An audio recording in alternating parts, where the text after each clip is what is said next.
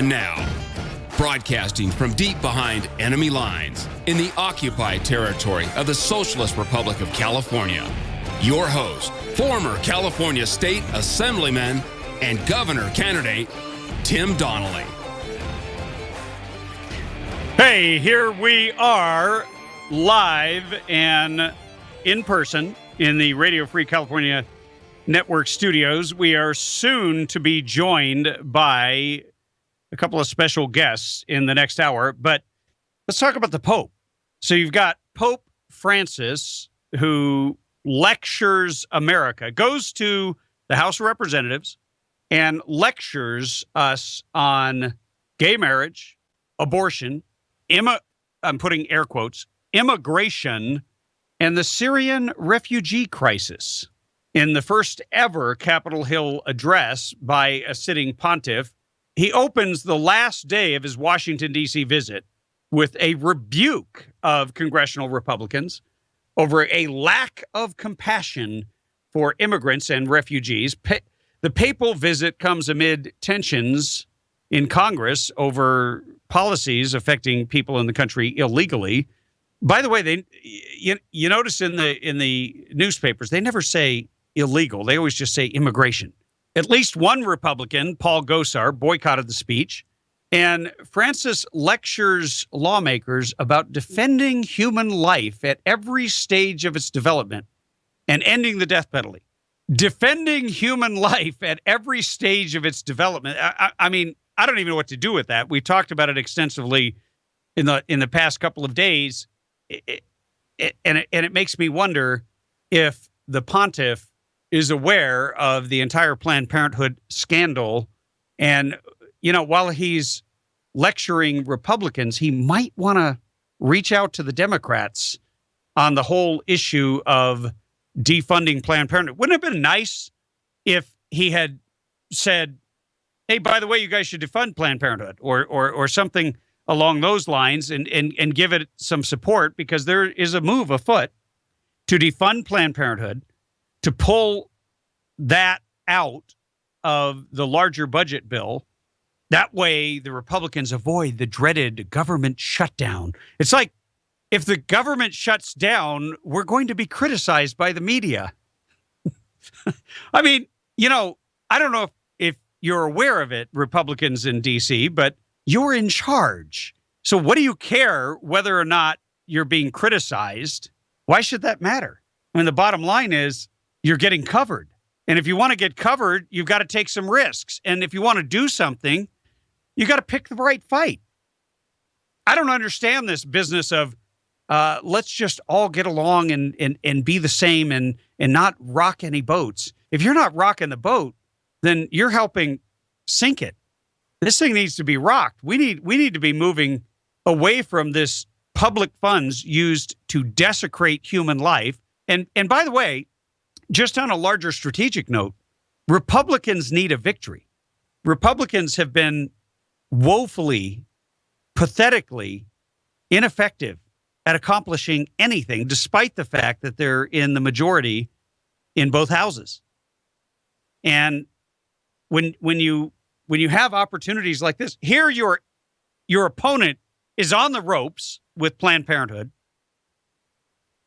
and yet they can't seem to segue it into a victory. It's it's you know, it would make me cry if I didn't laugh, because it's just so pathetic. And then the final jab by the papal leader, he said, I cannot hide my concern for the family, which is threatened perhaps as never before from within and without. That was his subtle jab at gay marriage. It certainly was a much covered event. Whether or not anything comes out of it, I doubt that the Democrats are going to feel shamed into supporting the defunding of Planned Parenthood. Gay marriage has already left the building. I don't know. Don't look now, but the Supreme Court did it. And regardless of whether you like the way they did it, whether you agree with the decision or not, that ship has sailed. I don't think government ought to be involved in marriage. period. I certainly don't think that the Supreme Court should have redefined a sacrament of marriage. I don't think it is the role of the Supreme Court to interfere in what happens within a church. In terms of civil unions, hey, I think most people feel that everybody has equal rights, that we are all equal under the law. So therefore, that's kind of a no-brainer. That's not even really controversial. It's the part where you then want to push this and use the government, where people come in and they say, "Hey, there's a bakery over there, and they won't make a cake for same-sex couples for a wedding. Let's go out them and have a gotcha moment where we can then demonize them publicly for their beliefs and force their business to do something that violates their beliefs." Hey, if somebody doesn't want to make your cake, why would you want to do business with them? And I think that's a far more powerful indicator, or a far more powerful message you could send to a business owner. And then it's free market based, because if they choose not to make your cake, then they miss out on the business. And of course, everybody gives reviews, and if that's an issue, people will mention it in their reviews. I mean, I don't know, but why does government have to be brought in to bully everybody into doing whatever the left wants? You see, back in grade school, we had a word for people like that. They were called the teacher's pet. They were the ones who always went to rat you out to the teacher no matter what happened. Somebody pushed you down, somebody accidentally bumped you, you run to the teacher. And then you drag the teacher out and make sure the other kid gets punished. That's what we have here in 2015. That's what the teacher's pet is using the government for, and it's kind of pathetic. So a great deal of controversy over the Pope's canonization of Junipero Serra. We'll talk about that coming up, along with a number of other stories. We've got Art Haney coming up, special guests coming in. So whatever you do, don't touch that dial, but make sure you keep our number handy, 323-746-TALK.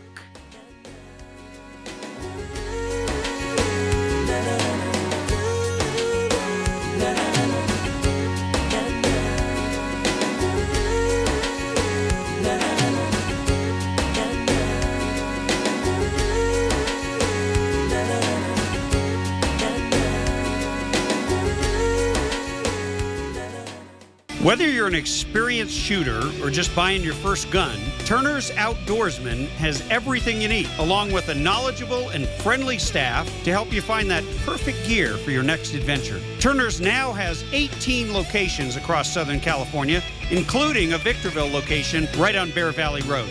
Be sure to check out the new Archery Pro shops in the Victorville, Chino Hills, and Pasadena locations. If you're not sure what you're looking for, you can browse and shop their selection at turners.com. Be sure to check out their weekly specials and sign up to get them delivered directly to your inbox. Turner's is where I turn for all my firearms and ammo needs. Remember to tell them Tim Donnelly sent you, and you'll get an additional discount.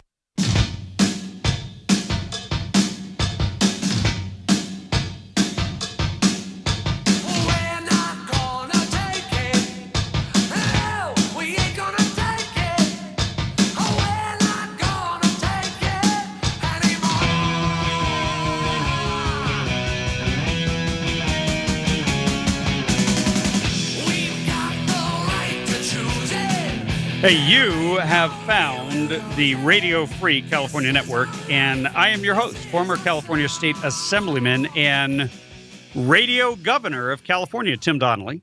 And the Pope created some controversy. Beyond the controversy we've already discussed, he made a plan to honor let me back that up. On June 25th, the California State Senate voted 22-10 to banish a statue of the Spanish Franciscan priest Junipero Serra, which has stood in the U.S. Capitol's statuary hall since 1931. Accusations have been lodged against Serra regarding treatment of Native Americans during his oversight of these missions. One-time Jesuit seminarian, California Governor Jerry Brown, he vowed to block the bill shortly after it passed. We're going to keep his statue in Congress. It's done, as far as I'm concerned. Hey, Jerry Brown, he's serious about something. He ain't going to build any dams. He's not going to fix our freeways, but he's all over this statue. Commenting further on the canonization of California's first saint, Brown said the Pope is right in recognizing his sanctity. Pope Francis opened his first trip to the U.S. this week with aggressive comments on climate change, which we already know. And of course, Brown is singing hallelujah and singing his praises, kumbaya, on all of that, loves the pontiff's encyclical on climate change. But there are some, including a majority of the California State Senate, who it's like there's this little cabal of people that are always looking to be offended. And it doesn't matter what really happened. They need some reason, some excuse to get worked up. And it's usually much ado about nothing. And I'm a little surprised that Jerry Brown broke with him. But, you know, he's not always in lockstep, even though he is the leader of the Marxist progressives in Sacramento. So the pontiff has now declared or granted sainthood to Junipero Serra, who will be the first Hispanic saint, according to CBS Sacramento. You'd think the Latino caucus would be, celebrating, high-fiving, and everything else, but nothing ever makes them happy because they create their power and form a power base out of finding these little nitpicky issues and then wasting our government's time with them. Instead of actually addressing the real issues of the day, they wind up just completely squandering time. I mean, think about this. While you're at work, they're debating this stuff on the floor. I don't know how many of you have ever watched the California channel. It's usually free on your cable. It's way up there in the numbers. I never watched it before. I never watched it even after I was in there. But they cover the Assembly and the Senate live, and you can see what your government's doing. And by the way, your government shows up on Monday morning around noon. Yeah, they can't get into work any earlier because they have to fly up or go up the night before. And that is what they were spending their time doing, canonizing Father Junipero Serra. He's a Franciscan friar who founded a chain of Catholic missions up and down the coast of California. I mean, you know this because your kids have to make those little mission projects. It was the first canonization ceremony ever to take place on American soil. America's 13th canonized saint. Father Serra was also a supporter of the aspirations to independence of the colonies. And he actually took up a collection to send to General George Washington. Now we get to the heart of why the Marxist progressives were so offended, because they consider George Washington, they consider America, they consider the original founders to be imperialists. And Father Junipero Serra actually believed in the vision and the mission to fight for freedom here on this continent. And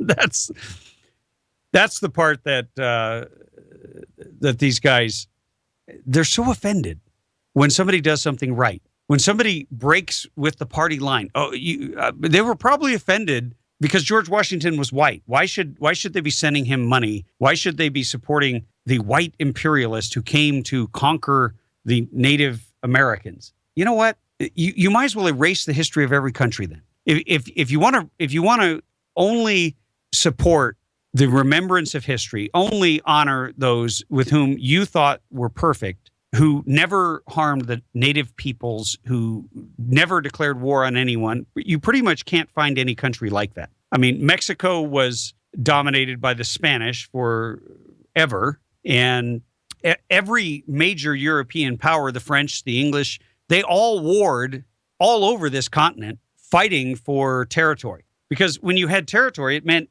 that you could get natural resources, you could bring them back to Europe, and you could turn them into finished goods. And if you created a colony here, then you ensured that you'd have a steady supply of those resources. It just made good sense. It was good business.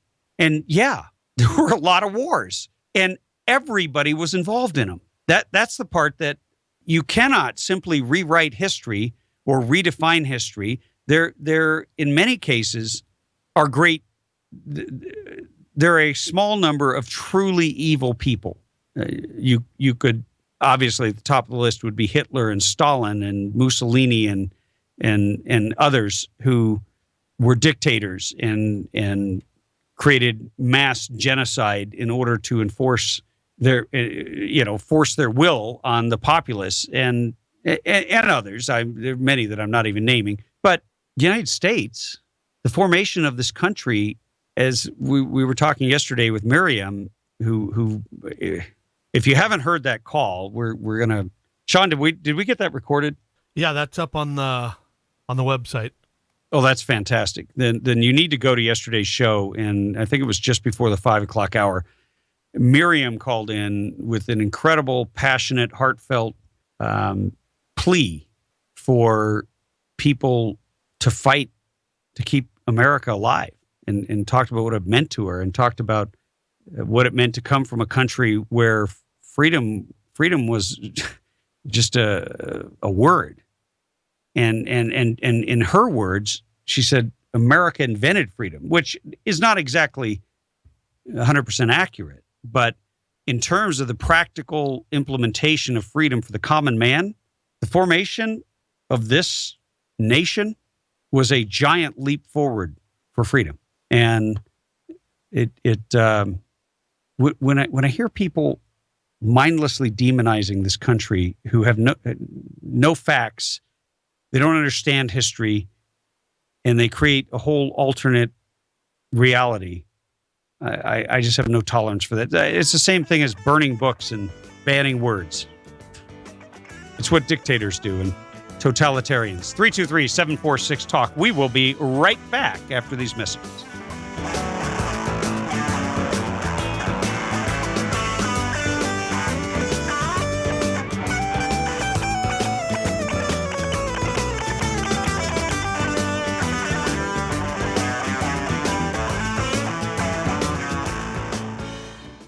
Hey, if you like shooting as much as I do, you've probably been to a lot of ranges. Unless you visited Burro Canyon Shooting Park, you've never seen anything like it. On the way there, you'll find yourself taking pictures as you traverse the majestic Azusa Canyon and wind your way up into the Angeles National Forest.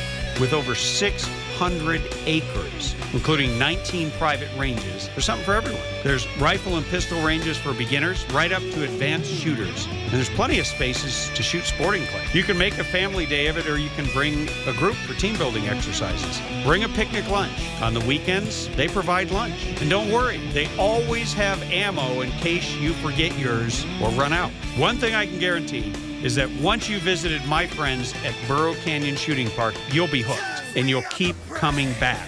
BurroCanyon.com is their website, or call them at 626-910-1344, 626-910-1344.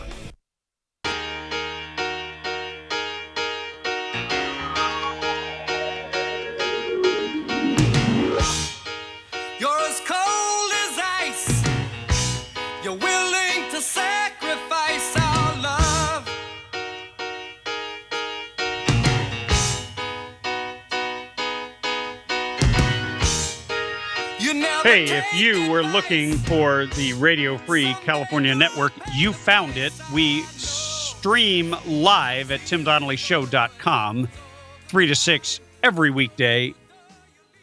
And you know, perfect music. Great segue to what I want to talk about, which is, I've been telling you ever since the Pope started this encyclical on climate change. It's so funny how they have to keep changing the words because it's basically a fraud and they can't keep up with it. 30 years ago, 40 years ago, it was a Next ice age, global cooling. Then came the advent of global warming. We got it wrong. Global warming. Sorry. We're not going to freeze. Now everything's going to melt. And now it's just climate change. Well, the Pope was supposed to have a massive DC climate rally, right? Was expecting over 200,000 people. Well, they got one number right. Just get rid of the last 3 zeros. There's about 200. That's pretty sad. But it's kind of ironic when you look at let me just give you a couple of the names of the groups that were participating. The Moral Action on Climate Network, along with Earth Day Network, League of Conservation Voters, the Sierra Club. Let me just tell you something. The Sierra Club and some of these other groups, they don't have any problem with unchecked illegal immigration. They never talk about that. They never talk about the effect on natural resources, which they claim they want to conserve. Because if they do, they lose their Marxist progressive allies who, in many cases, help finance their agenda. And it's kind of sad because you know what I'm thinking? I think a lot of people are realizing that this is a whole industry. It's not as if they actually care about the environment. They really don't even want human beings to interact in the environment. These are the groups that want to kick you off the rural land. These are the groups that support cap and trade, which is the confiscation of capital. And it's not just confiscation of capital from big companies. Let's be clear here. We're talking about small truckers. We had a call the other day from Lori from Apple Valley. She's the compliance officer for her company. She has to spend extra time and they have to spend extra money just staying compliant with the damn government, which keeps moving the bar every time you turn around. And by the way, let's understand that their truck was compliant when they bought it. It's clean. It's green. It's not some polluting machine. These are the trucks that deliver goods to market. And the more regulatory taxes and a regulation can act as a tax that you heap on top of the cost of doing business for a small independent trucker, the more every good you can't truck services, but every product that they ship to market is going to have to cost more because they have to pass on that cost. If they can't pass on that cost, they can't stay in business.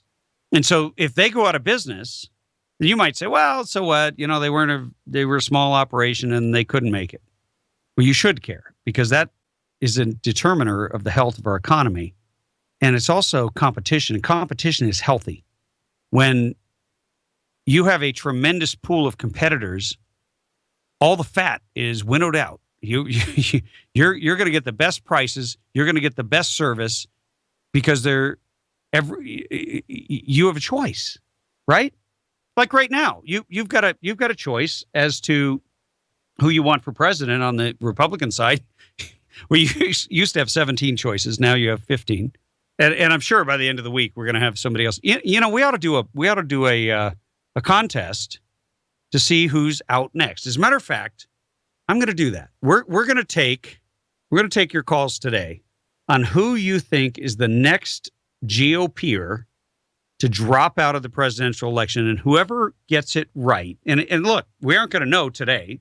Whoever gets it right is going to get a $10 gift certificate to In-N-Out Burger, and we will take your name, your number, and all that good information. But I'm just curious because I think it's a very interesting topic. Just given, I realize I'm taking a left turn here. Didn't mean to. Like a guy who saw a dog who saw a squirrel. Oh my gosh! I was walking my dog the other day, and whenever I'm near the road, I don't know if this ever happened to you, but whenever I'm near the road, I shorten his leash up, real tight, so that he can't move to the right or the left. He has to stay right next to my foot, and doesn't matter what happens, he's not going anywhere.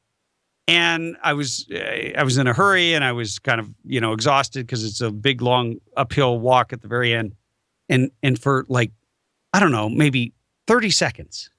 I let the leash out at almost full leash. And literally, in that time frame, a squirrel goes running across the road, and then I hear a car coming by, and my dog takes off.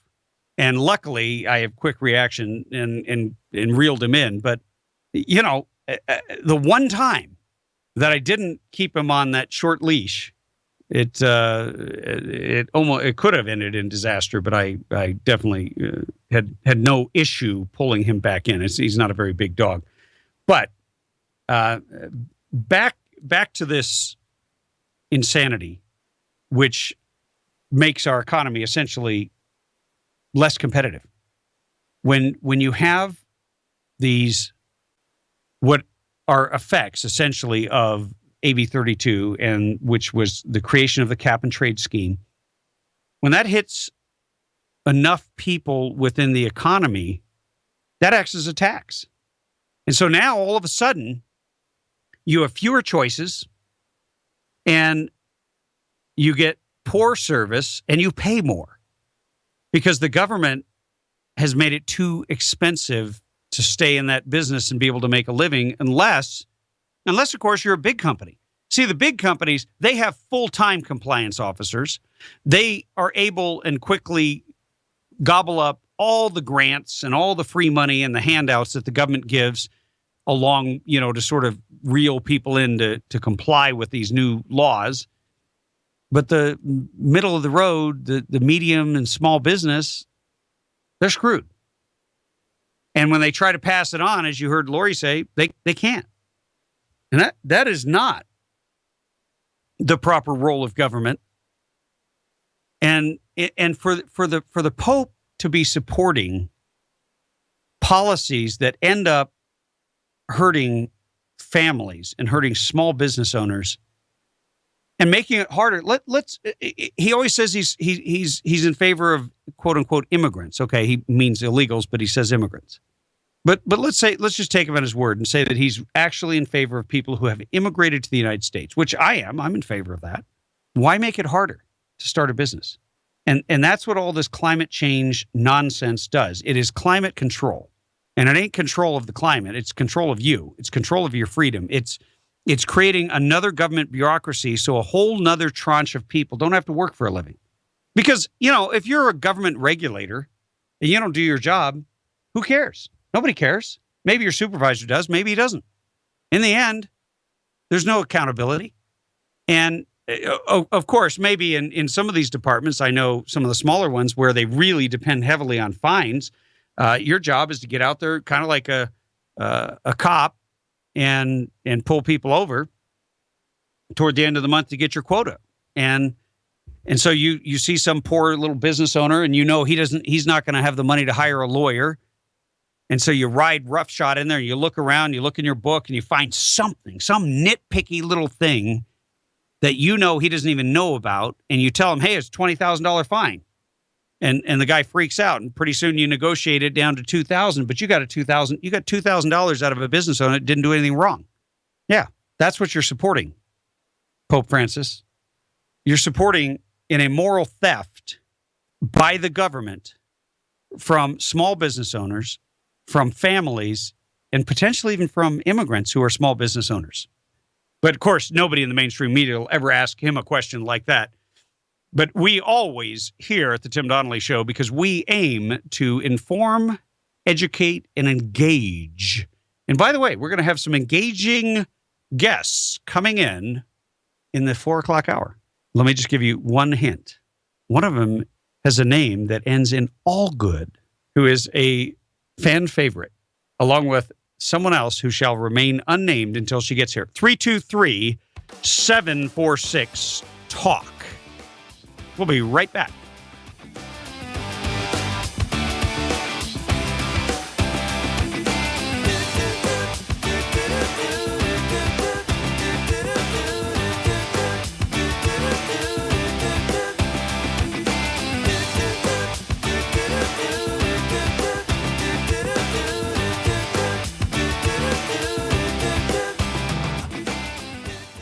Defending the fundamental freedom of parents to make informed decisions for their own children is a basic human right that should never be infringed. But it was. California's SB 277 denies children access to education and takes away a parent's right to choose. You don't have to be a parent to help, but only you can make a difference. Let's exercise the people's veto and overturn SB 277. To volunteer or donate, go to SB277referendum.com. That's SB277referendum.com. Do it now. Paid for by SB 277 Referendum Committee, FPPC ID number 1378398.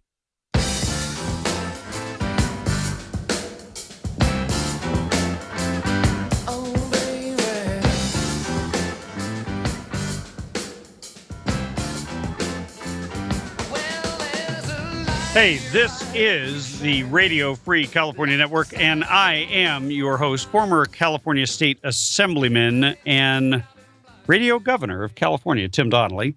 Going to go straight to the phones and take a call. Hey, welcome to the show. Hi, Tim. This is Paul from Newberry Springs. Hey, Paul, how are you? I'm doing good, thank you.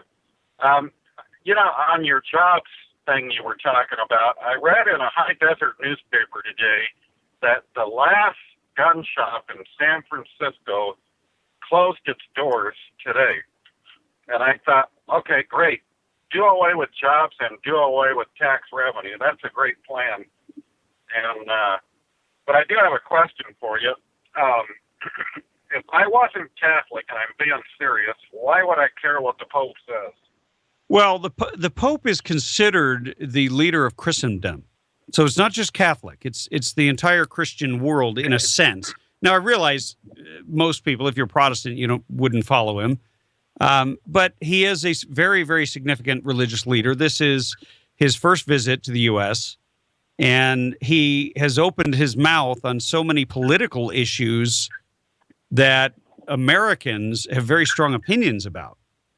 And so my issue with him is I'd prefer that he leave the politics to the politicians and leave the politics to the people and focus on the moral issues, focus on the issues of the church, focus on fixing the issues that he has in his own church, and instead of lecturing us on how to treat illegal aliens and things of that nature. Yeah, right. I'm with you because there's too many Catholics who think they have to accept everything he says, and I don't think he realizes what he's stirring up when he does that. Yeah, I don't either. I don't either. But I like to go back to what you were saying about San Francisco, because I did not read that story, but I was deeply involved in a debate about whether or not you could have a gun show at the Cow Palace, which is near San Francisco. And it was quite fascinating to hear, I believe it was Senator Mark Leno who was debating the bill. It was in a committee. And I just asked him a couple questions. And I said, you want to deny people the right to buy a product that they can legally obtain at a gun show because you don't like guns, right?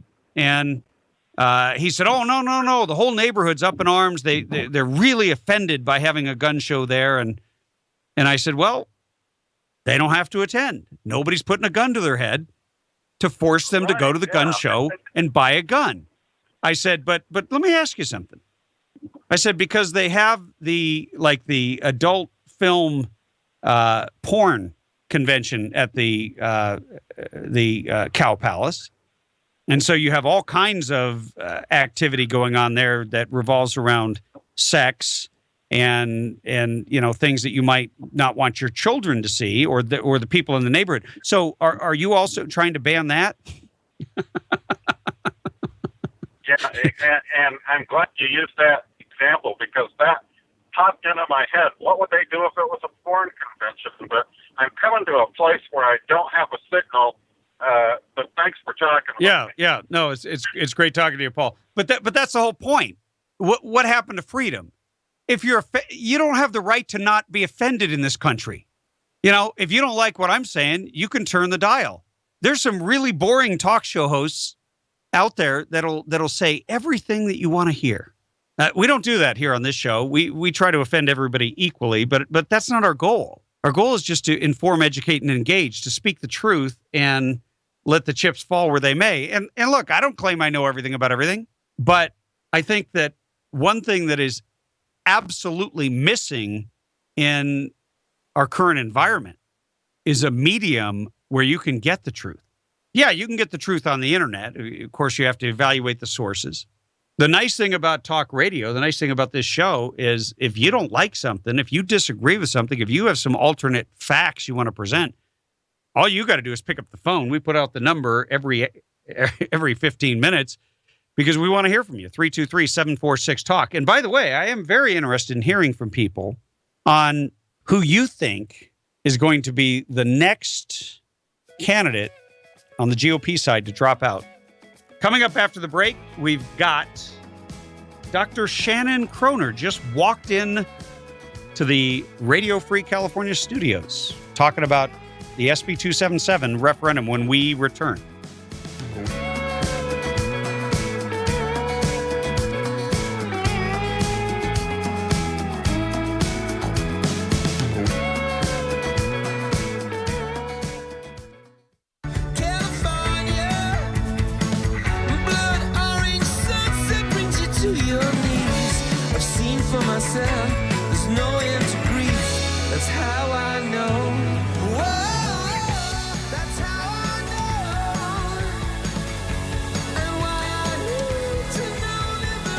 Hey, welcome back. This is the Radio Free California Network, and I am your host, former California State Assemblyman and Radio Governor of California, Tim Donnelly. You know, there's a new poll out, a Fox News poll, and it's all about how outsiders are ruling the GOP field. I'm going to get into the numbers here in a minute, but I want to put the number out, and I want to know, hey, you could actually win something. So pay attention. And you should already have this number plugged into your phone, 323-746-TALK or 323-746-8255 if you happen to be driving. I just want to know, who's going to drop out next? Is it going to be the Lindsay, don't vote for me, Graham, or perhaps somebody else? I doubt that it's going to be Jeb the Bushman Bush, but you never know. Wouldn't that be nice?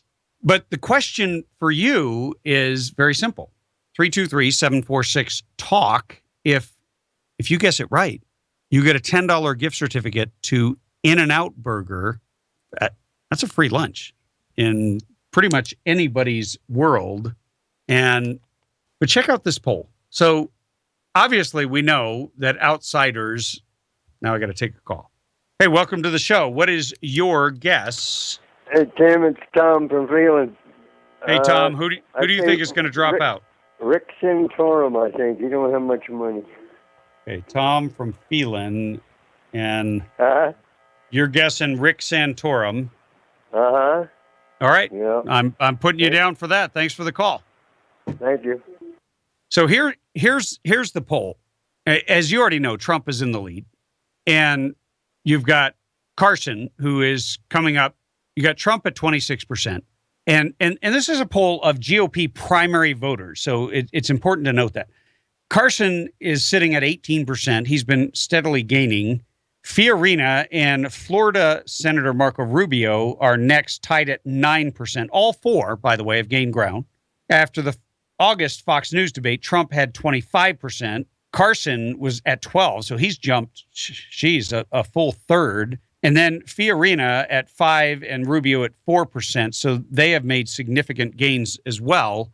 But the interesting part about this is when you dig into the numbers and see who is supporting whom, the favorites among white evangelical Christians voting in the Republican primary are Trump 29%, Carson 21%, and Cruz 12%. Top picks among self-described very conservative voters voting in the GOP primary, Carson 23%, and then Trump is knocked back to 22%. He takes second. And nobody's ever claimed, I certainly don't believe that Trump is more conservative than a number of the other candidates, but Cruz only comes up 1 point to 13% and Rubio 11%. So conservatives, who are always called racist, by the way, favor Ben Carson, who last time I checked is a Black American. He happens to be a Black neurosurgeon. He's a brain surgeon. He's a very, very accomplished individual, never been in politics, and he shoots from the hip. He's kind of got a very relaxed way about him, almost too relaxed for me, but I love his talk on healthcare. I love his ideas on the health savings account, where you could basically pay cash for your healthcare and force healthcare providers to compete for your cash. I think that drives down prices and gets the efficiencies into the marketplace that then make it possible for everyone else to enjoy the same benefits. But the question is really, what do people think of Donald Trump? They love his outsider appeal, love his straight talk, but does he go too far? So they delved into that. And for GOP primary voters, 65% of them say Trump just tells it like it is, compared to 30% who say he's too mean and too blunt to be president. Trump's style may be a liability in the general election, though 49% of voters find him too mean and too blunt, while 44% say we need his directness. I don't know. I think when you get in that voting booth and you get a chance to vote for someone who you think will be a pit bull in defense of your issues, I think a lot more people will actually wind up pulling that lever for Donald Trump. But that's just my take, because, you know, there's something more than just the policy positions. There's something more than just whether or not someone has a certain amount of curb appeal. There's charisma, there's stage presence, there's command, there's whether or not you can visualize that person in that role. And for president, it's like seeing someone as CEO of the country. I don't know. I can much more easily see Donald Trump than I can see Hillary Clinton. I'll tell you that. Hillary Clinton doesn't seem to, there is no directness with her. There is no charm or command that I sense. She always seems to be either making a mistake, being rude to people, or hiding and deflecting and just remember when she went for, I don't know how long it was like 35 days or 39 days without a single interview here. You're going to run for president and the media loves you and you're going to dodge the media. It's anyway, Clinton is still sitting atop the Democrat pack. That sounds like Rat Pack. with the support of 44% of Democrat primary voters. That's a new low for her, by the way. 5 points down since just last month. And this may be hard to believe, but back in June, Hillary was at 61%. 61%. But for some strange reason, Clinton is still holding on to her advantage despite the fact that 58% of all voters and 31% of primary voters, Democrat primary voters, believe she's lying, believe she's untrustworthy. Her closest rival, Vermont Senator Bernie Sanders, holds steady at 30%. So she's got 14 points on him. But Biden gets a record high 18%. He just a month ago, he was only at 10. So he's doubled his support. And yeah, we should do a contest too on when he gets in the race. But right now, the only question that I have for you, and we'll take your calls when we come back, 323-746-TALK. Who do you think is going to drop out next? Who is the next dropout? And you know what? If you wanted, you could actually guess a Democrat. I said Republican. But anyway, ball is in your court. 323-746-TALK. We'll take your calls when we come back.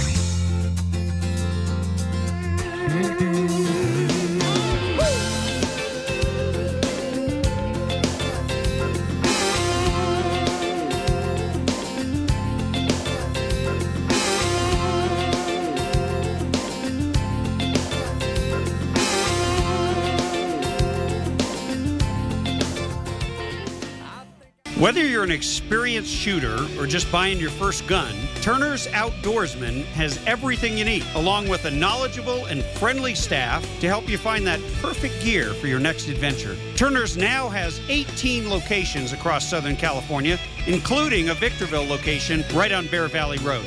Be sure to check out the new Archery Pro shops in the Victorville, Chino Hills, and Pasadena locations. If you're not sure what you're looking for, you can browse and shop their selection at turners.com. Be sure to check out their weekly specials and sign up to get them delivered directly to your inbox. Turners is where I turn for all my firearms and ammo needs. Remember to tell them Tim Donnelly sent you, and you'll get an additional discount. California, then we fell into the shiny sea. The weight that drags your heart down, well, that's what took me where I need to be, which is here out on Zuma. So outsiders are in 2015, going into 2016. Well, you never know. What's in today could be out tomorrow. We are putting you into contention to win an In-N-Out gift certificate, $10, free lunch, 323-746-TALK. It would be funny if somebody just calls in without even knowing what the contest is. 323-746-TALK. But the question is, who do you think drops out next? I originally made it about the GOP side, but you know what? Let's just make it the whole race. Who do you think drops out? Somebody might guess Hillary, and that's a legit guess. I don't think it's likely that she will drop out until she's absolutely certain that she can't win, but that's just my own personal opinion. 323-746-8255. If you want to venture a guess, we will record it, and you will have a chance to get lunch on us. So, but back to this poll, it's kind of interesting that Biden has just jumped from 10 to 18%. I've never understood the appeal of Joe Biden. When you really listen to the guy, he's like that. I feel like he's related to that the guy on All in the Family. What was his name? Archie Bunker. It's like he's Archie Bunker's skinny brother. He's always offending somebody. And if you're always offending somebody, your chances of getting elected to something like the presidency of the United States aren't good, because every time you open your mouth and say something stupid or put your foot in it, you got somebody with a cell phone who is sending it to Drudge Report or sending it to, either a right wing or a left wing blog, depending on where you're coming from. And it doesn't matter. Somebody's going to publish it. Remember what happened when Mitt Romney made the 47% comment? Now that was at a fundraiser, at a private fundraiser. And it was sent around the world pretty much within 24 hours. And that is not, that would not bode well for Joe Biden. Joe just doesn't have any discipline, and you can see it in many of the comments that he's made. We're going to go to the phones and take a call. Who do you think is going to drop out? Yeah, I think it's going to be Lindsey Graham. The guy's polling at 0 right now, and it's kind of a reality check. Well, no wonder. I mean, Lindsey, don't vote for me. I think "don't vote for me" is his middle name. Yeah, really. Yeah. So who is this? Give me your name. Yeah, this is Dennis in Pinion Hills. Dennis in Pinion Hills, and of course, if you win, you're going to have to contact us on our regular line, and we will go ahead and give you, arrange to get you the certificate. But who do you like? I mean, who do you like to go all the way? I'll tell you who I really like. My choice right now is Marco Rubio. What do you like about him? He's okay, but I like Marco Rubio because the guy's smart, young, intelligent.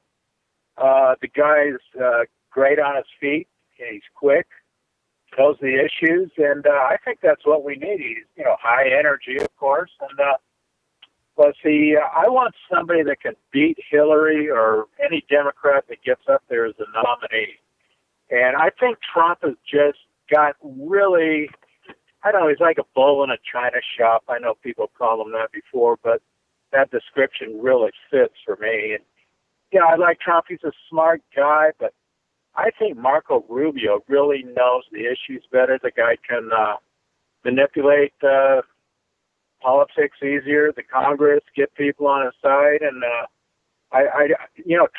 Trump, whenever anybody asks him anything specific, he says, well, check into it, or I'll wait till I get in there and I'll hire the smartest people. Well, I want the smartest you can only do that for so long before people are going to demand a plan. Yeah, no, I agree with you there. Did you watch the debates? Yeah, I did. Because I did. I'm going to agree with you on one point.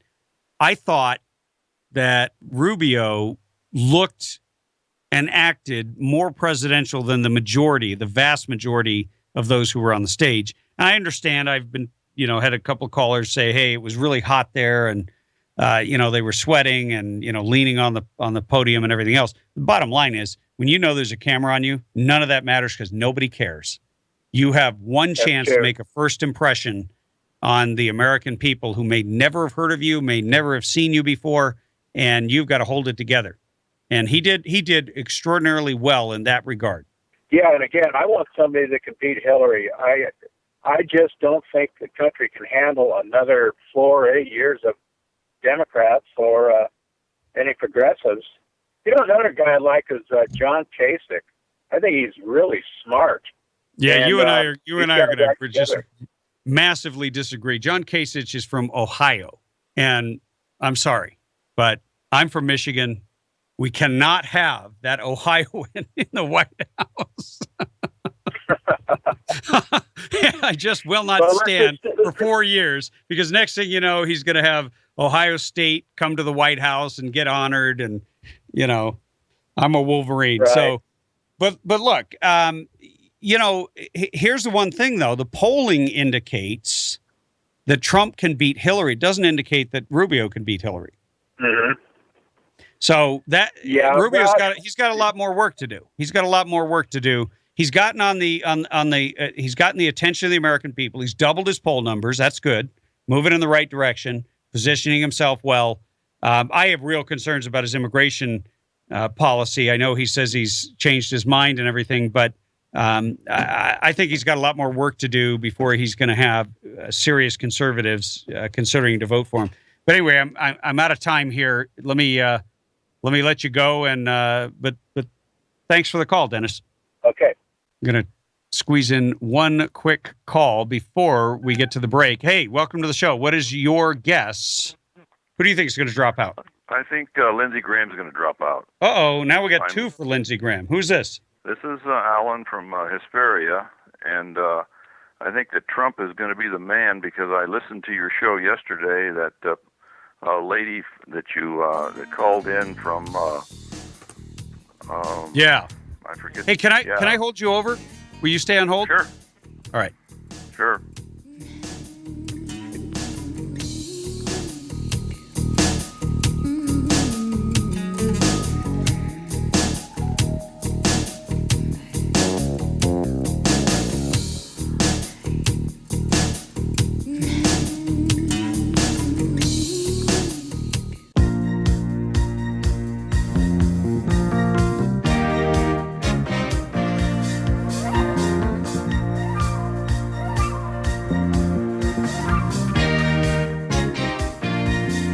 Hey, this is the Radio Free California Network, and I am your host, former California State Assemblyman and Radio Governor of California, Tim Donnelly. And we're going to go straight back to the phones. We've got Alan from Hesperia. Alan, you were starting to say about Lindsey Graham that... Yeah, no, I don't think he's going to make it. I think he's going to be the next one to drop out. But I think Trump is still going to go all the way, and I disagree with the previous caller on Marco Rubio, because from what the lady said yesterday on your program from Guatemala, that she, let's see, how did she put it? He was a Hollywood politician or something, and she said he's a phony. Yeah, like I think she was calling him a Hollywood Hispanic, basically indicating that he doesn't represent her. And she found the whole category of Hispanic vote all lumped together to be offensive, because she illustrated how Mexicans think very differently from Guatemalans or Nicaraguans or El Salvadorans, and people are people. Your skin color or where you came from does not indicate absolutely what you believe. That's right. And when Marco responds to a question or something, he is an eloquent speaker. I will give him that. But we have an eloquent speaker right now that's leading our country down the rabbit hole. So he always answers with a canned response, and he is for amnesty. Oh yeah, no, he's clearly for amnesty. He was one of the Gang of Eight, and the bottom line is, in this day and age, out is in. People want somebody outside of Washington. They want somebody who will actually go there, pick a fight, and finish it. And I think Trump. That's right. Trump trumps all in that regard, unless somebody rises up. And I just haven't seen anybody make the right move yet. Carson is definitely making some advances, but doesn't he strike you as a little bit too relaxed? Yes, he's too laid back. And Carly Fiorina is for amnesty when you really hear her talk about it. And she has some real baggage that Mitt Romney had, in that she's laid off people and put some work over to the foreign country. And Mitt Romney was chastised for that. But Trump is pretty clean in that area. Not totally, but pretty clean. And I think that one of the reasons he's not giving a lot of detail is because when you give detail out, people attack it. And well, yeah, he's pretty good at it. Yeah, you're right. You're right about that. And look, when they attack Trump, he gets all kinds of free media striking back. So that's right. Yeah, so I think that is definitely not. It's just not going to hurt him. But Alan, thanks for the call. We'll keep your name on the list. If Lindsey Graham's the next out, you and the other caller will have lunch on us. Thank you. Keep up the good work, Tim. I will. Hey, thanks for calling. Thanks for listening. And now we have been joined live in studio by the SB 277 sisters, Heather Allgood and Dr. Shannon Kroner, who made the journey out here from the far reaches of Los Angeles County, which is a long, long, long way from here. It took you 2 hours. Well, first of all, welcome to the show. Hi, thank you for having me on. Yeah, so you guys came in. Was there some particular topic you guys wanted to talk about? The weather. So obviously you're here to talk about SB 277, which we are a mere days away from the final turn-in date, which is Monday, the 28th. And Shannon, you have been the regional coordinator, the leader of Los Angeles County, one of the largest counties, or certainly one of the most dense counties in the country. And just talk to us a little bit about what it has been like to get involved. Because I mean, previous to this, were you political? No, I have never been political at all in my life. It's been a wild, wild ride. And I have really gotten to know LA County and the people in LA County. And I have met some amazing people along the way. I've set up hubs literally because the traffic is just so terrible in LA County that I've set up my strategy in order to get people to sign and make it convenient for them was to set up hubs within every 20-minute drive to anywhere in LA County. Wait a minute, a 20-minute drive. What's that, 2 miles? Exactly. Exactly. About, I would say within every 20 miles, there was a hub where people could go and sign. Wow. But talk to me a little bit, because I think a lot of people, for them, this is not their issue, SB 277. But one of the things and one of the themes of this show is inform, educate, and engage. And you are engaged in a big way. You have been for the past 78 days in attempting to gather signatures on an issue that obviously means a lot to you. But you're not really personally affected by this, which is part of what has always fascinated me about your involvement. Talk to us about what motivated you and moved you to spend this much of your time. Because I know I talked to your husband and he's like, hey, I'd really like to have my wife back at some point. Right. Wow. When you say 78 days, that blows my mind because I feel like it's been, I don't know, it has gone by so quickly. Yeah. And I have 2 small kids, and even though I've already gotten their PBEs in, this law, it's about rights. It's taking my rights as a parent away to make choices for my children. And I'm not gonna let that happen. Not in my state. And, I mean, for me, it's exciting and encouraging when somebody gets involved, even if they're, a lot of people, this might not be your issue, but gun control might be your issue. And part of what has fascinated me about this movement and what we're going to do here is I want you to answer me, and then we're going to take a quick call. And by the way, we also have Heather Allgood here, and you can try that microphone. I don't know. Well, I don't know. You said it. But one of the conversations that you and I had was that you turned to me one day and said, you know what, after all this and seeing what the government can do when they can take this much control from you and take away your rights, I'm buying a gun. And previously you were never involved in guns, sort of anti-gun, maybe gun control in favor. Oh my goodness. I have never held a gun. Guns scare me. They always have. But to see our government take control of such an issue and take away our rights in the blink of an eye, no, I want to protect my family in every possible way that I can. And if that means learning how to shoot a gun and getting a gun, the hell yeah, that's what I want. I've told my husband several times that we need to go to a shooting range and I want to learn, and we got to get one. Okay. Well, I'm just going to make a plug for some friends of mine who own a shooting range. You need to go to Burro Canyon Shooting Park, which is in Azusa, out your way in Los Angeles County. It's up in the beautiful, gorgeous mountains there.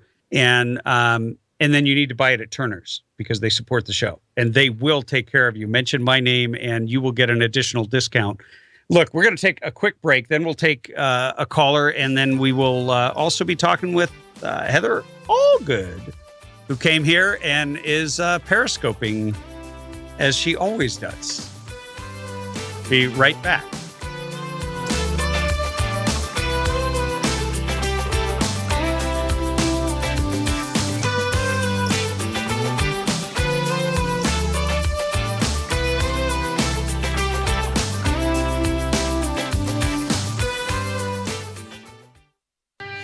We need a hero, someone to show us the way. No, I don't think so.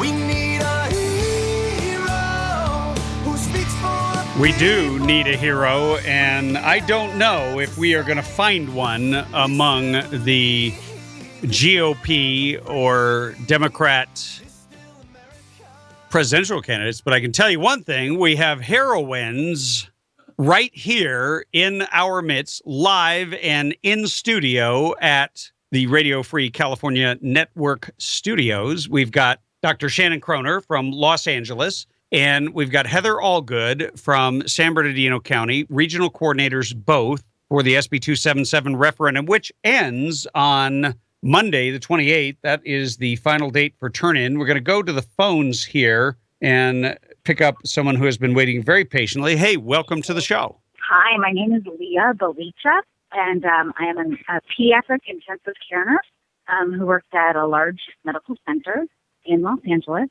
Hi, Leah. And, welcome to the show. Hi. I'm very excited to get on. So awesome. I had no idea. I'm actually hosting a pizza petition signing party. Nice. I'll keep my place in Burbank. Yeah, so if anyone is driving around and wants to drive over to Burbank, we are at Pizza Studio, which is on the corner of Hollywood Way and Magnolia in the middle of Burbank. It's right across the street from Cordo's. You can walk on in and sign our petition. And I'm even giving out free kids pizzas to anyone who asks for an informational flyer. on Okay, yeah, keep it 77. that way because you don't want to exchange pizza for signatures I am because not bribing. that would get you in Absolutely trouble. not. But I think it's a brilliant idea that people who ask for more information, look, give out the name of the place where you're doing this again. It's called Pizza Studio. Pizza And it's Studio, on the corner of the studio. It's on the corner of Hollywood Way and Magnolia. It's the biggest intersection in Burbank. It's across the street from Cordo's Bakery. If anyone knows, the really famous Cuban bakery in the middle of Burbank, it's across the street from Cordo's. Okay, it's right across from Cordo's here. Cuban Bakery.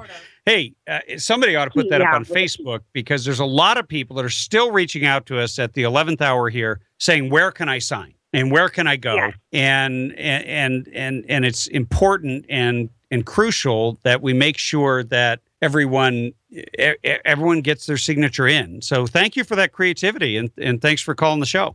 No problem. I just wanted to say, thank you so much for standing up for our rights. And as a pediatric nurse, I understand the concept of informed consent. So if anyone is new to this topic and listening to this and hearing about this for the first time, you need to stand up and get really angry because what this does is it coerces parents into getting vaccinations that they otherwise would not choose for their children in order for their kids to go to school. So any doctor, any nurse that looks at this bill, it is fundamentally unethical to give a child a vaccination when their parent has any hesitation, and especially if that parent is complying to a mandatory vaccination law that's threatening to take away their kids' education. So everyone listening to this right now needs to get out off their couch and go to a signing location and sign this referendum because it is the beginning of the state taking away our rights to make informed medical decisions for our kids. And as a pediatric nurse of 10 years, it just is absolutely wrong. I couldn't have crafted a better commercial than you just off the cuff from your heart. And as a pediatric nurse, can you tell me your first name again? I didn't catch that. It's Leah. Leah, L-E-A-H, like Princess Leia, but Leah. Okay. Oh, okay.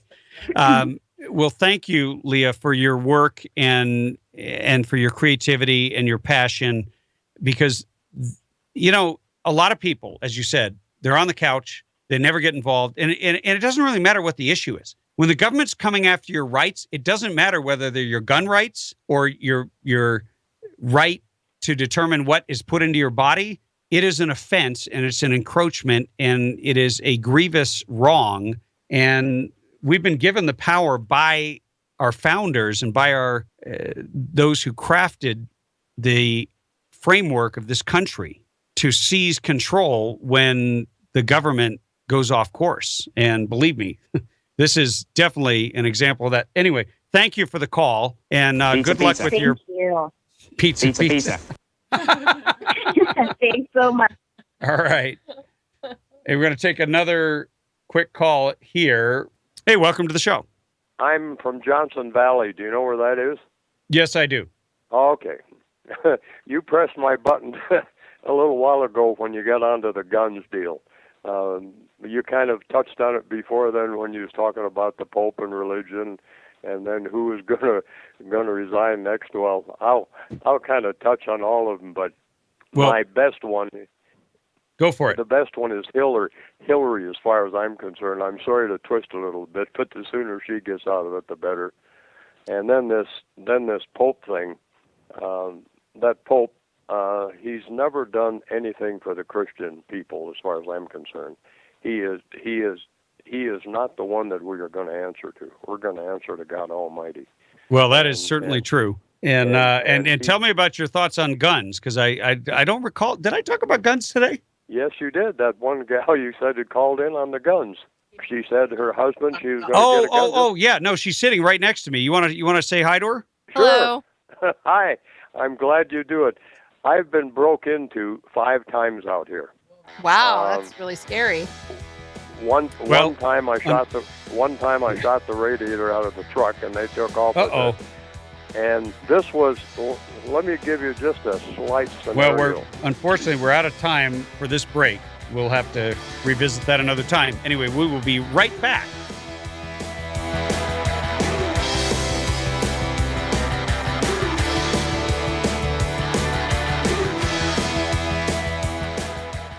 Hey, if you like shooting as much as I do, you've probably been to a lot of ranges.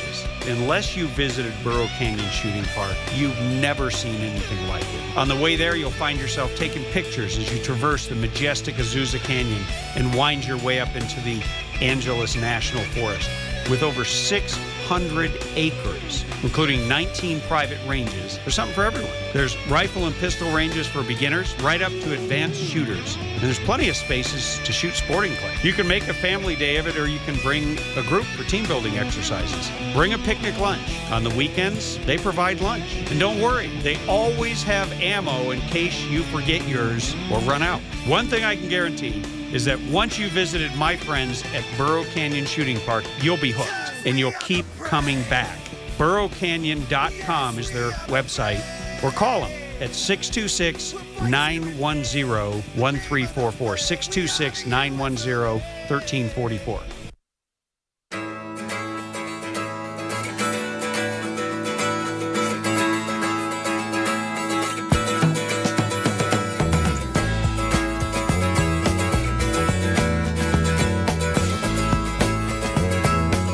Where you been?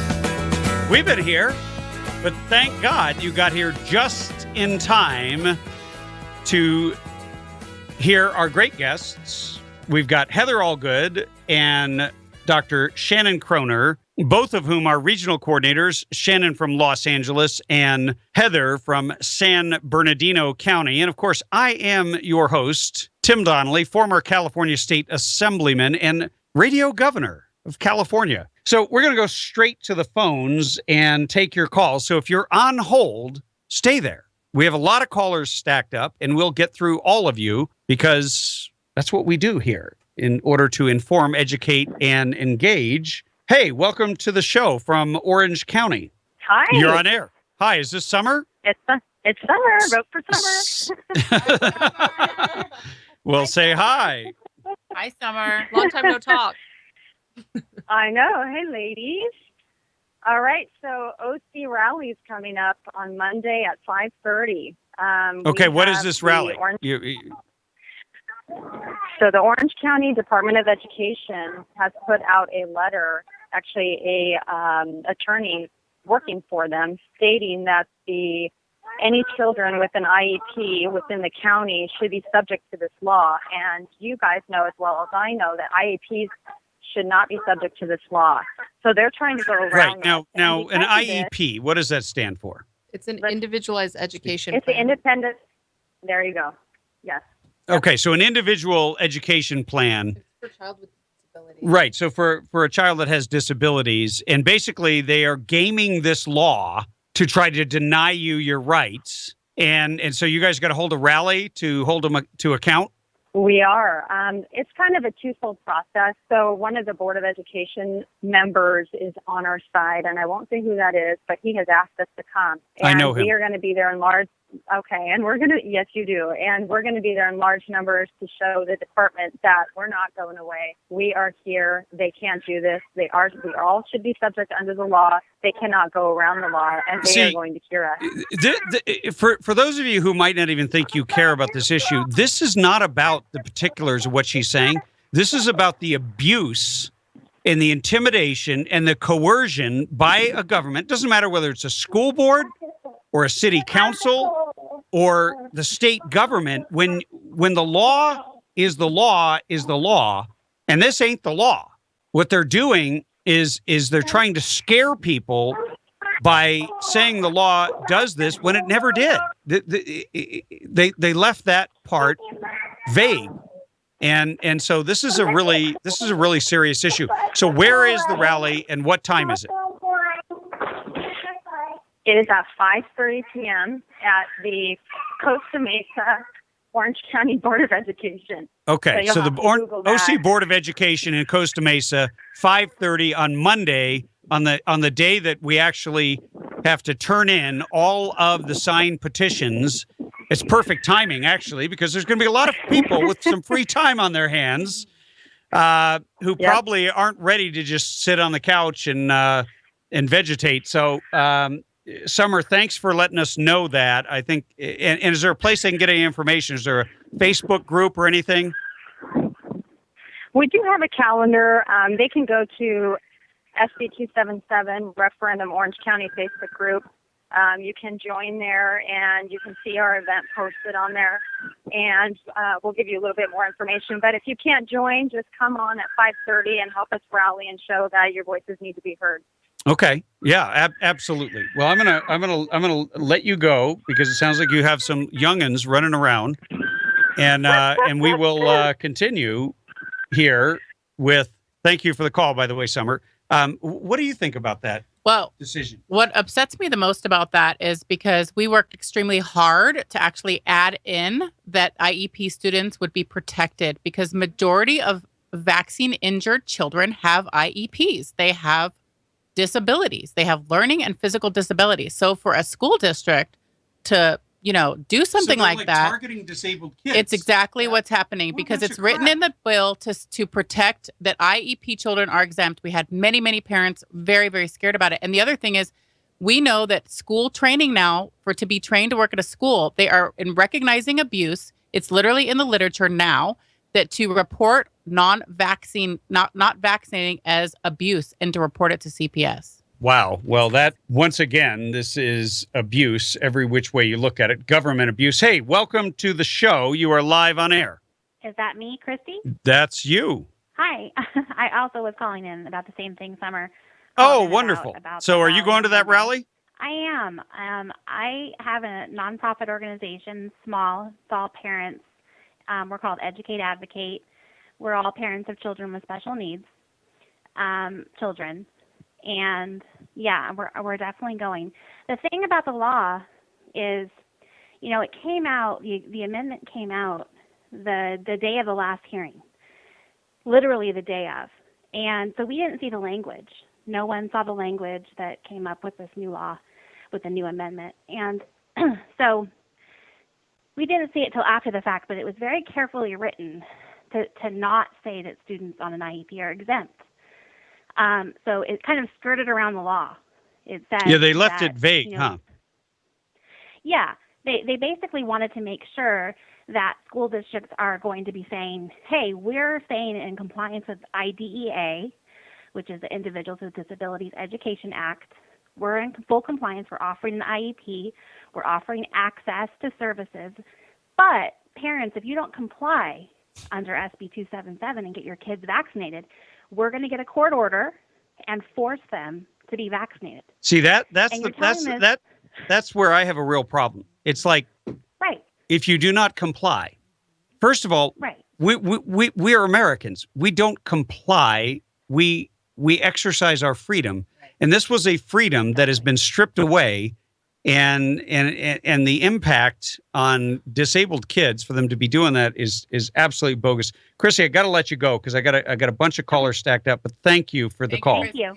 And we're going to take a call from Los Angeles County. Welcome to the show. Hi, Tim. Thank you so much.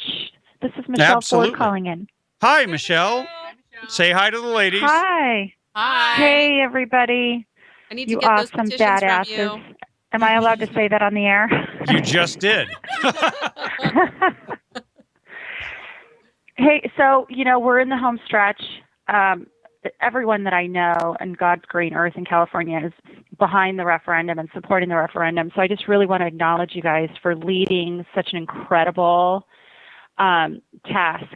It's been monumental. And to see everyone in action and going for it and being enthusiastic is just amazing. So you guys are to be commended and applauded for leading the charge because, we're in this for, hopefully it won't be a marathon, but I don't want to fool myself. I actually do think it's a marathon, not a sprint, which is why I also wanted to plug the rally in Atlanta that I'm co-organizing with Curtis Duncan in Atlanta. He's an activist there.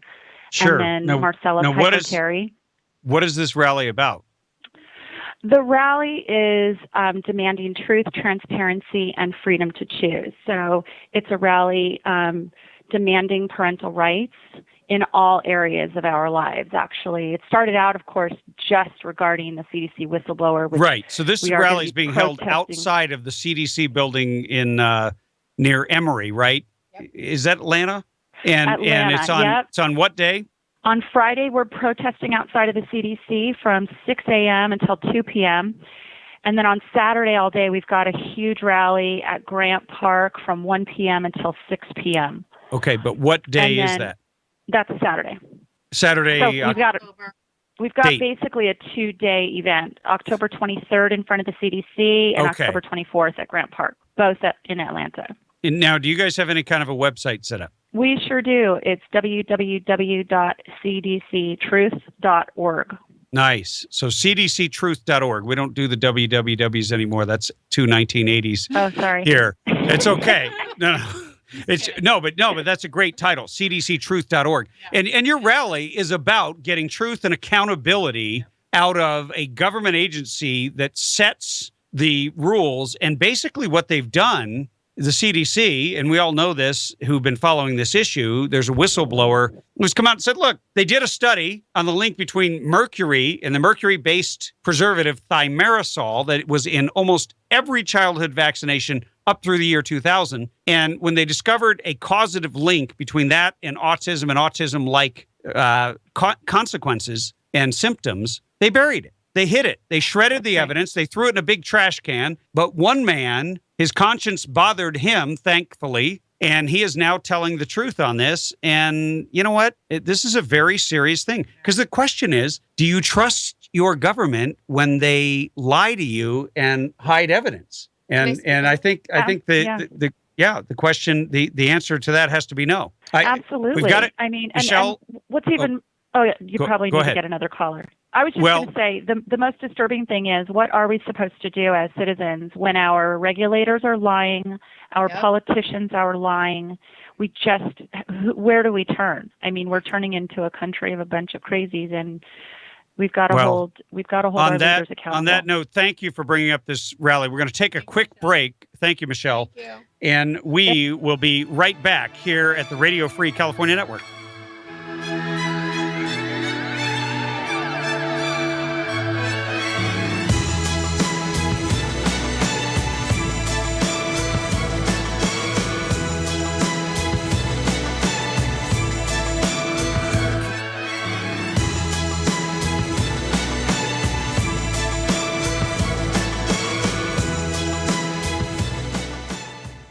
Whether you're an experienced shooter or just buying your first gun, Turner's Outdoorsman has everything you need, along with a knowledgeable and friendly staff to help you find that perfect gear for your next adventure. Turner's now has 18 locations across Southern California, including a Victorville location right on Bear Valley Road. Be sure to check out the new Archery Pro shops in the Victorville, Chino Hills, and Pasadena locations. If you're not sure what you're looking for, you can browse and shop their selection at turners.com. Be sure to check out their weekly specials and sign up to get them delivered directly to your inbox. Turner's is where I turn for all my firearms and ammo needs. Remember to tell them Tim Donnelly sent you, and you'll get an additional discount. Oh, say can you see by the dawn's early light what so proudly we hail that the twilight's last gleaming, whose broad stripes and bright stars through the perilous fight over the ramparts we watched were so gallantly streaming, and the rockets red glare, the bombs bursting in air gave proof through the night that our flag was still there. Oh, say does that star-spangled banner wave over the land of the free and the home of the brave. It was a round trip, non-stop, and staying at the best. I didn't book it, so I don't care. But it was like $400. Dang. Yeah, right? Hey, we are back here at the Radio Free California Network, and we have live in-studio guests, which is kind of a rare treat. We've got we've got comedian Heather Allgood and Dr. Shannon Kroner, both incredible leaders in the fight for parental rights, for freedom. against a coercive government. And they are regional coordinators. Heather from San Bernardino County and Dr. Shannon Kroner came here from L.A., took 2 hours. 2 hours driving? Yeah. And she doesn't know what to do with all the open space. We have suggestions. We're going to go back to the phones. We've got people who have been waiting for quite a long time. And if you're on hold, hang on. We will get to you. Hey, welcome to the show. What's your name? My name is Lois, and I am a new resident of California and a former resident of Arizona. Can you hear me? I can hear you. Yes. Can you hear me? Welcome to And a welcome former to resident California. of Arizona. Oh, thank you. I am a retired ABA therapist for special needs kids. Okay. And I used to and am I what? I used to be an ABA therapist. Oh, okay. And I have I have the joy of being a grandparent of eight grandchildren. Wow. And yeah, and 2 sets of twins in that. And it's very, very discerning to me. I just got a call a little while ago from my daughter-in-law. We're from Illinois originally. And she said that there's a new law in Illinois that they, about vaccination. You have to write every vaccination with religious exemption. You have to write every vaccination that you are not giving your child and writing down why it's a religious exemption. And she called me and she's panicked. She has got 3-year-old twins and they've never had a vaccine, and they are the healthiest of my grandchildren. I have 2 that are on the spectrum with a form of Asperger's. Okay, and I think both of them are vaccine damaged. Just from my experience and what have you. So she called me just beside herself. She wants to know what she could possibly do, how to fill out this disclaimer form, because if it's not filled out properly, her kids won't be able to go to preschool anymore. They're 3. So do you have any suggestions or anywhere I could lead her? There's a brand new law that just passed last month in Illinois. This is Heather Allgood. I'm not aware of Illinois, but I will definitely look it up when I'm finished. And I am lucky enough to know a lot of people with a lot of knowledge all over in the national movement. So if you want, you can email me at heatherallgood@verizon. I don't know your email address. I don't even know the call letters. Okay, I'm letting you know where I called. Okay. It's Heather Allgood at Verizon.net. Heather Allgood at Verizon.net. Allgood, Yep. ALLGOOD. Yep, and I will try to get that information for you. Oh, thank you so much. Hey, I'm willing to volunteer also to help. I've been having petitions signed for the last couple of weeks there. I've done okay with it. Well, But thank it's you. just too much Thank you. discussion with Thank you for people. doing that. Make sure you get them turned in. What county are you in, by the way? I'm right in LA. I'm a mile from the ocean here. I'm in Playa Vista. So So I have you think that's LA you County. turned your petitions in yet?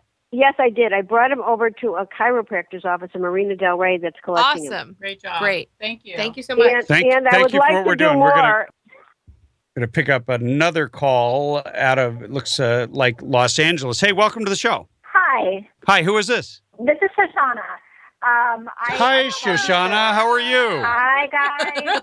I'm okay. I'm sitting here just kind of blown away by the calls. Like just so many professional people, with experience, first-hand experience with kids with special needs, and just vaccine injury. And I'm sorry, my son is in the background starving. No, that's all just right. kidding, I'm feeding You him, but, talk and then feed him. Yeah. So, I had initially called to talk about my concern also about the IEP, the kids with the IEPs, because my son has one, and I've been really trying to get more people in the special needs community involved, because when in the hearing, it was very, it wasn't clear how they were going to implement it. And yes, the wording, like someone else, I think it was Summer maybe, said that, they basically said that they can't be denied services, not that they could go to school. And then here we are now being threatened with court orders. So everyone has said so many great things, and I really can't articulate the way others have. But all I can say is that if you think that this isn't going to touch you somehow, if you have children, if you don't, if you love vaccines, if you have concerns, if you have nothing to do with, if you just are concerned about your basic human and civil rights, you have to please sign the referendum because it is not going to stop with vaccine laws. They've chosen something that's very heated, that people are afraid. They're afraid of childhood diseases. They're afraid of, and I can understand that, but it is so much bigger than that. And that's all I can really say. Well, Shoshana, thank you so much. Thank you Yes. for your, you were very eloquent. You didn't realize it, but you were incredibly eloquent because you put it into perspective. And you. this is about bullying, and this is about coercing, and it's about targeting, in the case of the IEPs, kids with disabilities. I mean, my child is going to be, he has Down syndrome and many other conditions that he is absolutely predisposed for vaccination. Well, thank you for coming on, and we've got to take a break. We will be right back after these short messages.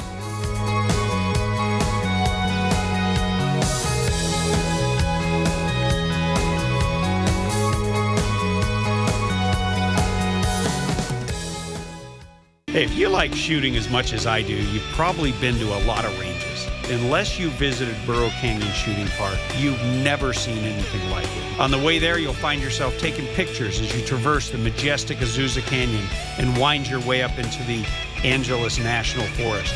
With over 600 acres, including 19 private ranges, there's something for everyone. There's rifle and pistol ranges for beginners, right up to advanced shooters. And there's plenty of spaces to shoot sporting clay. You can make a family day of it, or you can bring a group for team building exercises. Bring a picnic lunch. On the weekends, they provide lunch. And don't worry, they always have ammo in case you forget yours or run out. One thing I can guarantee is that once you visited my friends at Burro Canyon Shooting Park, you'll be hooked and you'll keep coming back. BurroCanyon.com is their website, or call them at 626-910-1344, 626-910-1344.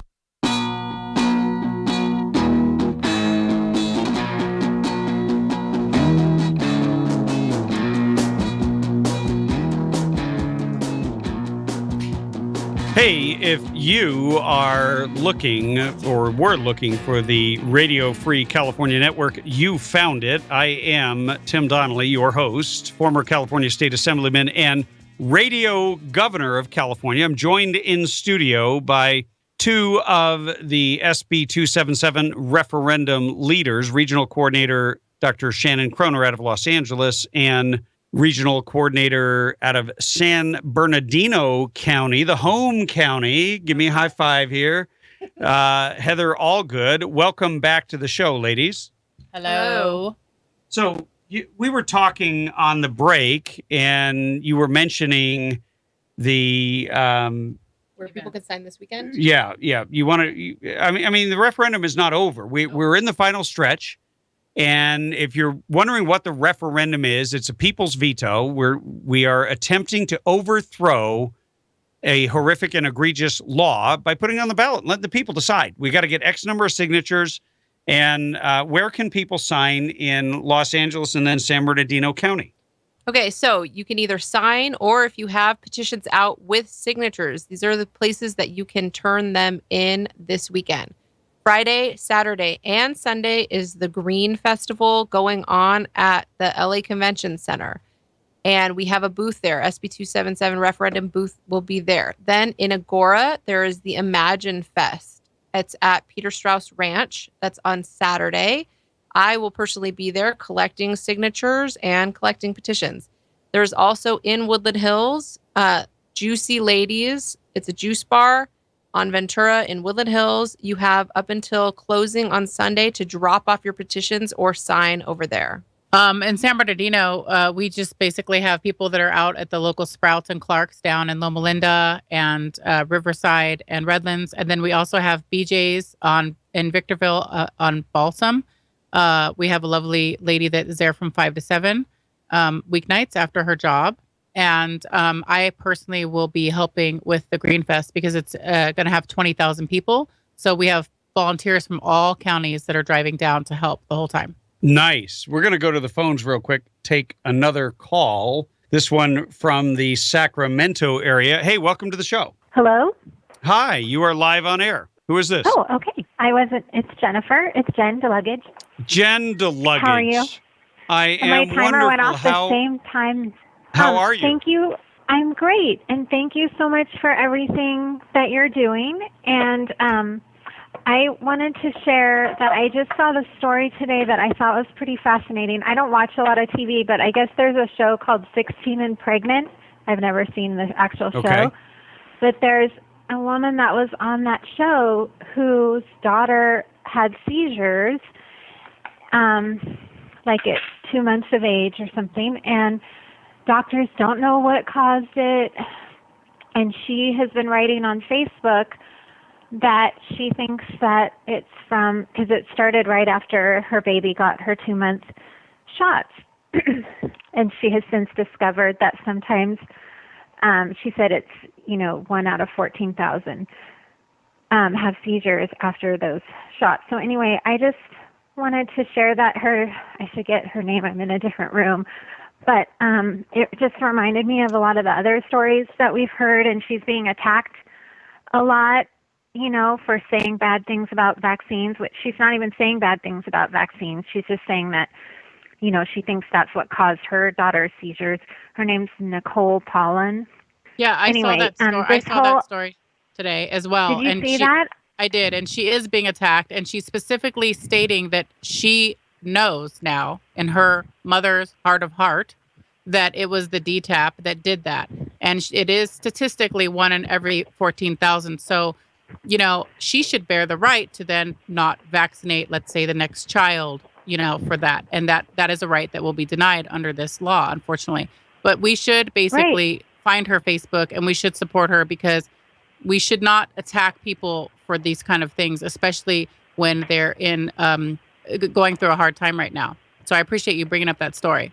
Yeah, and this idea that it's 1 in a million is just crazy, because there are all these people that have these same experiences, and I think it's really frustrating that our doctors are not really being honest with people. Well, Jen, every drug has. And what you're referring to is 1 in a million, supposedly, is the rate of injury with vaccinations in the U.S. But it can't be that rare, because the Vaccine Injury Compensation Fund, which is, by the way, funded by your tax dollars, because the government back in 1986 shielded the pharmaceutical companies from all responsibility. So you can't sue them, but you can go ask for money back from this fund if you can prove that your child was injured or killed by a vaccination. They paid out over $3 billion.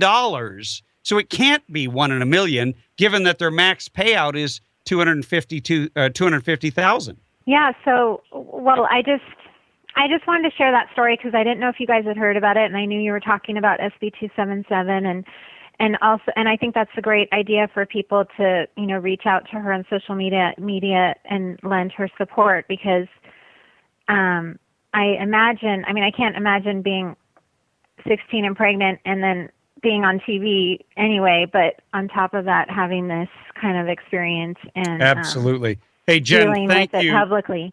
Thank you for Thank calling you. in and bringing that up. We're going to change gears just slightly. I'm curious, because in the presidential debate, this issue came up, and you had Dr. Ben Carson and Dr. Donald Trump. I'm putting air quotes because Ben Carson said he'd be a good doctor or something along those lines.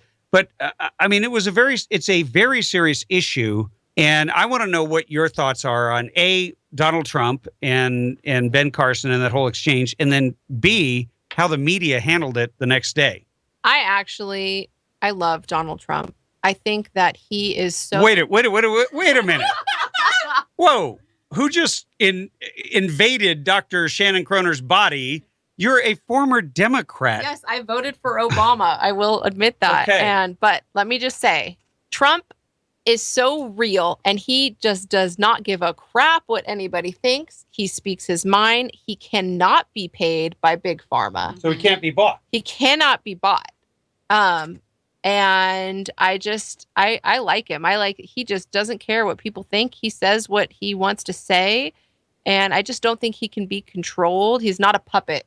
And what our country needs is not a puppet anymore. Nice. Well, I think that it's interesting that they brought that question up. They did it actually to make him look bad. You know, they wanted him to look like a wacko about his stance about it.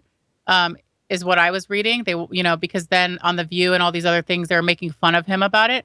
But you know, we all know that you can't discredit what he's saying. You literally can't. And Ben Carson couldn't totally argue with it as well. He had to admit that one size doesn't fit all. Yeah, he said He too said many that. shots too soon. And I've read an article since from a few years ago, because what bites you in the butt later when you're running for president is Ben Carson talked about the aborted fetal cells in the vaccines, and he stated that they don't need to be in there. You can grow the same vaccines in plant-based things. So, and if they are going to be in there, you should have the religious exemption to opt out, because we have a government that's violating your First Amendment right when the government's supposed to protect and secure your rights, all of them.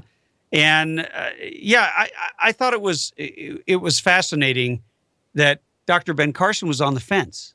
He couldn't fully bring it. He specifically said too many shots too soon. Yeah. And he said that there should be the discussion between the parent and the doctor.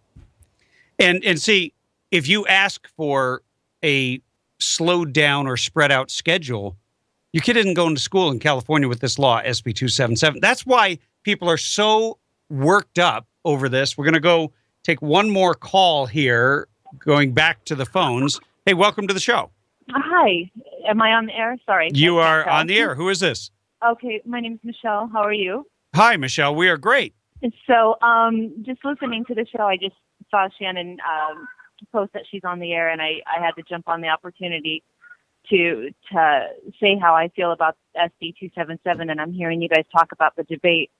And I'm not the most political person. However, I am a new mom. I'm an educated mom. I care very much about, you know, when I buy food in a supermarket, I look on the back of the label to see what's in it. So, of course, I'm going to research everything that's in a vaccine that's being injected into my, 8-pound baby. And so when I gave birth, my son's now 15 months old. When I gave birth, I started to research, and I was vaccinating. And within 9 months, my son had 23 vaccine doses injected into his body. And I was just in tears when I was breaking everything down, seeing what's in them, seeing how harmful that some of these ingredients are, and seeing the fetal blood cells. I read books, I've watched the documentaries, lots of research, and that's how I started to feel like, wait a minute, are we protecting our children, or are we hurting them?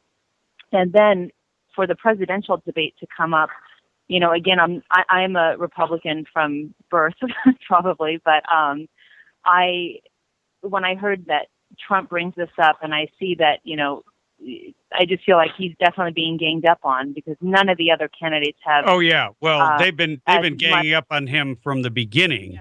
Because he's a threat to the establishment, the established power that the political class has right now. Yeah, and to see that as much as he's being ganged up on, this guy still stands so strong. And I know he seems maybe a little goofy. He had a reality show, all that kind of stuff maybe, makes him seem a little bit silly. But at the end of the day, as Shannon was saying, this guy is real, and he's being attacked more than anything, and he's still standing strong. And I just ask myself this: if I was a terrorist, who would I be afraid of having as president? And I feel like that would be Trump.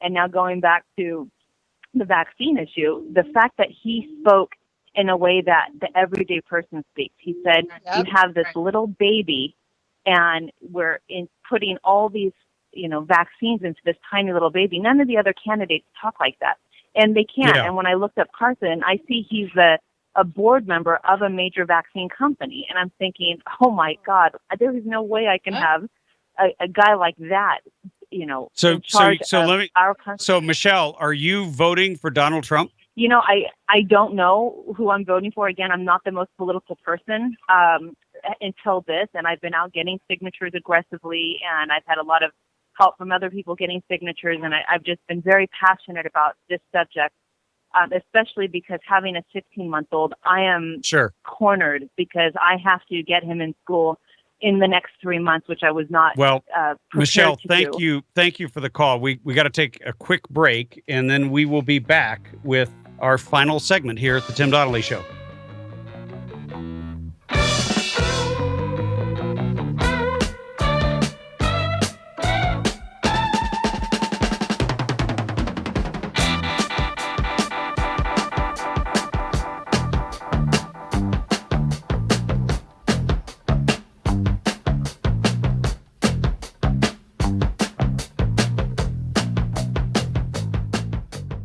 Defending the fundamental freedom of parents to make informed decisions for their own children is a basic human right that should never be infringed. But it was. California's SB 277 denies children access to education and takes away a parent's right to choose. You don't have to be a parent to help, but only you can make a difference. Let's exercise the people's veto and overturn SB 277. To volunteer or donate, go to SB277referendum.com. That's SB277referendum.com. Do it now. Paid for by SB 277 Referendum Committee, FPPC ID number 1378398.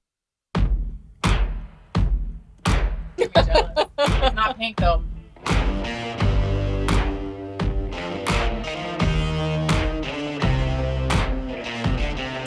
Hey, welcome back to the Radio Free California Network. You are live with, we've got in-studio guests, Heather Allgood, San Bernardino County Regional Coordinator for the SB 277 referendum, and Dr. Shannon Kroner, who's come all the way from Los Angeles County to join us. And we're going to go to the phones and get your calls before we are out of time. Hey, welcome to the show. Hi, thanks. Am I on? Yes, you are live on air. What is your name? My name is Julie. Hi, Julie. Welcome. Thank you. I wanted to call first and say thank you so much for all of your hard work and effort to try and preserve our freedom. I appreciate it so much. And I wanted to let you know I've been a part of the referendum since the beginning. I've been out there collecting signatures as best I can. And one of the things that I've loved so much about this movement is that it crosses all political lines. It crosses all beliefs about vaccinations. And during a time when I feel like our country is so divided, I feel like being a part of this movement has shown me that there are still people who love America and love the freedoms that our Constitution protects and fight with each other for that. And it's been so wonderful. Well, thank you, Julie, for your call, and thank you for your involvement and your volunteerism. I'm going to let Shannon answer that, because you had said on one day you were picking up petitions at a mosque. Oh, yeah. Yeah. No, I was just saying that the other day was Yom Kippur, one of the most holiest of Jewish holidays. And on that same day, I was arranging pickups of petitions for both a mosque and 2 churches in Compton. And I think that's amazing to bring so many different cultures and religions together, fighting for freedom, fighting for the same cause, fighting for our children. That's what this is about. We are fighting for our children. And it's the scariest thing for the government to see. Yeah, when we come together and break down the lines that they have used to divide us, it becomes a threat to the stranglehold on power. Hey, you are live on air. You're going to be our last caller because we are almost out of time. Hi. Oh, I'm so glad to get on. I'm super nervous, so forgive me. My name is Christy. I have met all of you guys. Hi, Chrissy. Hi. I just wanted to, I agree with everybody that was calling in beforehand, but I just wanted to make it very clear that what is so insidious about this law is that it is, it's trumping maternal instinct. I'm a big believer in maternal instinct. And when I had a special needs child born 10 years ago, and it was really interesting when he was born, everybody said, caseworker, regional center, doctors, therapists, everyone said, you're his advocate. You know best. You love him the most. So you have to fight for him, and you need to do what's right, and no matter So- how hard that is and all that. So Absolutely, Chrissy. You're basically saying we should be trusting a mother's instinct that God implanted in her versus the government. absolutely. I very quickly, I know a wonderful mom who has 6 kids, 5 of them. She's totally for vaccines. Her husband is, and she took all 5 kids in on schedule, no problem. Number 6 came along, and something just told her, let's wait. And with this law, the doctor is going to have to Yeah. say, okay, fine, you're going to wait. You're not going to school. She isn't going to have that freedom. Hey, we got to let you go because Exactly. we're out of time. But All right, but- thanks so but much for everything, guys. You got it. And look, thank you, Dr. Shannon Kroner, Heather Allgood, for all of your work. Thank you for coming in to the show today, and God bless you and Godspeed.